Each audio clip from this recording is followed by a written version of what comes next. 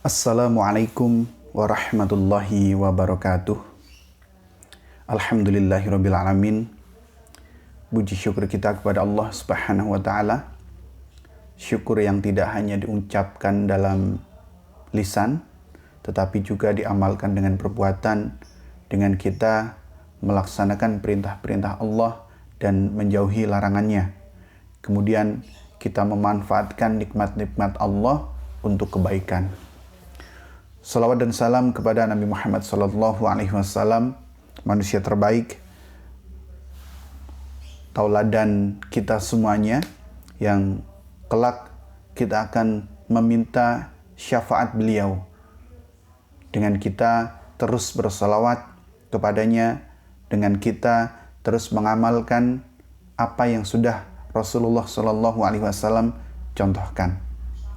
Teman-teman yang Ustaz cintai karena Allah, alhamdulillah di kesempatan kali ini kita akan kembali melanjutkan pembelajaran kita, masih membahas tema interaksi, dan kali ini kita akan membahas Quran surat Al-Qari'ah ayat 4. Kita baca terlebih dahulu. A'udzu billahi minasyaitonir rajim. Yauma yakunun nasu kal farashil mabthuth. Ustaz ulangi. Yauma yakunun nasu kal farashil mabthuth. Artinya, pada hari itu manusia seperti laron yang beterbangan. Jadi, pada hari itu, pada hari kiamat, manusia adalah seperti firosi yang bertebaran, yang bertebaran atau bertebaran di mana-mana. Apa itu firosi? Para ulama mengartikan bahwa firosi itu binatang kecil yang beterbangan. Firoshi, ya, binatang kecil yang beterbangan, atau bisa diartikan dengan laron. Nah, ini terkait dengan Quran surat Al-Qari'ah. Di Al-Quran itu ada 3 ayat yang membahas atau yang diartikan dengan hari kiamat. Yang satu yaitu Al-Qari'ah itu sendiri. Kemudian yang kedua ada surat Al-Haqqah. Dan yang ketiga adalah Al-Ghasyiyah. Ketiga ayat ini diartikan dengan hari kiamat. Kemudian di pembahasan kali ini, di Quran surat Al-Ghasyiyah ayat 4 ini, manusia diibaratkan dengan laron. Pengibaratan manusia seperti laron. Saat kapan? Pada saat hari kiamat. Sebelum kita lebih jauh membicarakan tentang manusia yang diibaratkan dengan laron, maka perlu kita tahu laron itu seperti apa sih? Apakah teman-teman sudah pernah melihat laron? Insya Allah sudah ya, karena sering muncul biasanya di malam hari ketika terjadi hujan, ketika hujan atau habis hujan, maka laron akan keluar dari sarangnya. Sarangnya itu di dalam tanah. Kenapa laron-laron itu keluar? Karena ketika hujan atau setelah hujan, tanah lembab, dingin. Sementara laron itu memerlukan kehangatan. Sehingga mereka akan keluar dari sarangnya dan mencari kehangatan. Di mana mencari kehangatan? Biasanya di lampu-lampu.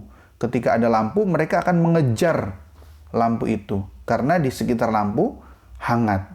Begitu ya, itu yang terjadi biasanya seperti itu ya. Dan jumlahnya sangat banyak.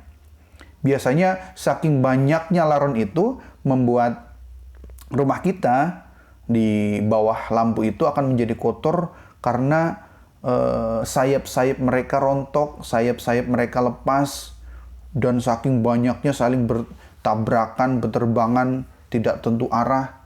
Itulah laron. Dan perlu teman-teman ketahui ini, laron itu hanya hidup semalam. Sebelum dia bisa terbang menjadi laron, dia hidup sebagai rayap.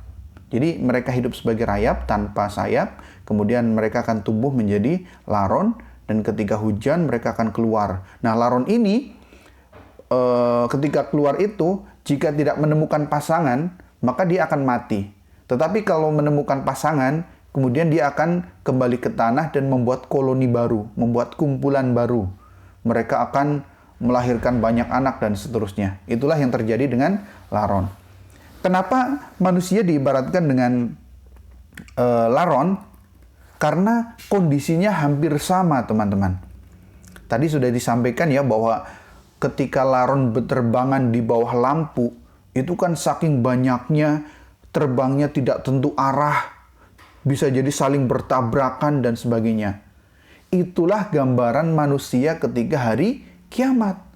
Mereka, manusia satu sama lain sudah tidak memperdulikan keadaannya. Pokoknya semuanya sibuk dengan diri sendiri. Mereka sibuk dengan urusannya masing-masing, mencari pertolongan, di mana di situ sudah tidak ada lagi pertolongan. Orang berlalu larang ke sana kemari saling bertabrakan tidak tentu arah. Berbeda dengan misalkan ketika orang tawaf di sekitar Ka'bah, kan satu arah itu ya, satu arah, enak. Tetapi berbeda dengan kondisi manusia ketika hari kiamat yang digambarkan seperti laron yang berterbangan di bawah lampu itu, saling bertabrakan ke sana kemari tidak tentu arah. Itulah kondisinya orang ketika hari kiamat nanti.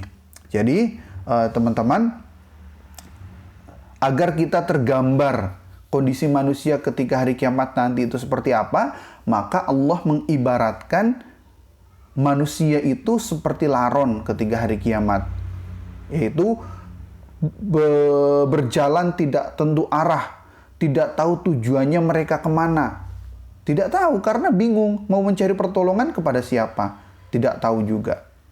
Kondisi di mana situasi hari kiamat yang sangat mengerikan, gunung-gunung pada berterbangan, bahkan gunung-gunung itu seperti bulu-bulu yang berterbangan. Begitu mengerikannya, sehingga orang berlalu larang kemari, kesana kemari, nggak tahu mau pergi kemana. Itulah gambaran mengapa Allah kemudian mengibaratkan pada hari kiamat manusia itu seperti laron yang berterbangan. Tetapi tidak perlu khawatir teman-teman, selama kita menjadi orang yang beriman, selama kita memperbanyak amal solih kita, seperti janji Allah di ayat selanjutnya masih di Quran surat Al-Qari'ah ini, di ayat yang ke-6 Ustaz bacakan, dan adapun orang-orang yang berat timbangan kebaikannya, maka dia berada dalam kehidupan yang memuaskan.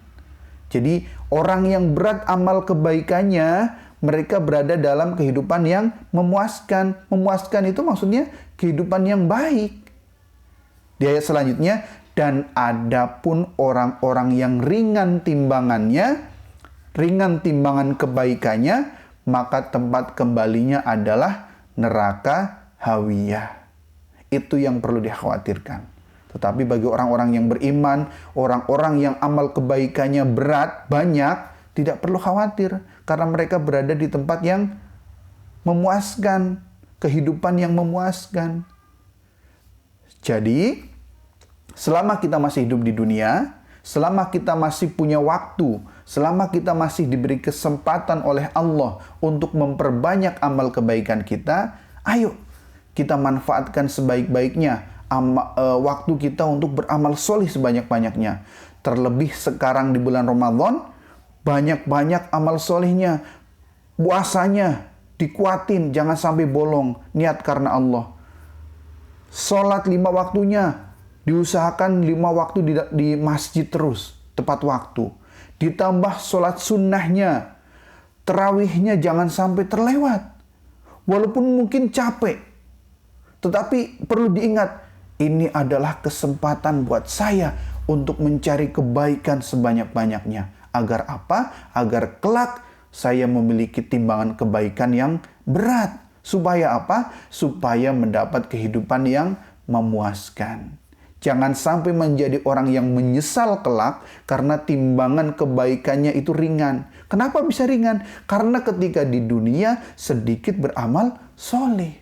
Begitu teman-teman ya. Jadi kesempatan buat kita selama masih hidup di dunia, manfaatkan waktu sebanyak-banyaknya untuk mencari amal soleh sebanyak-banyaknya. Gitu ya. Amal soleh apapun, niatkan karena Allah. Semoga Allah ridho kepada kita. Semoga Allah mengampuni dosa-dosa kita. Semoga Allah menerima amal kebaikan kita. Sehingga kelak kita bisa merasakan apa yang sudah kita berbuat, apa yang sudah kita lakukan selama di dunia. Kebaikan-kebaikan yang sudah kita lakukan di dunia, kelak kita akan mendapatkan balasan yang baik juga. Demikian, mudah-mudahan bermanfaat. Mohon maaf apabila ada salah dan khilaf.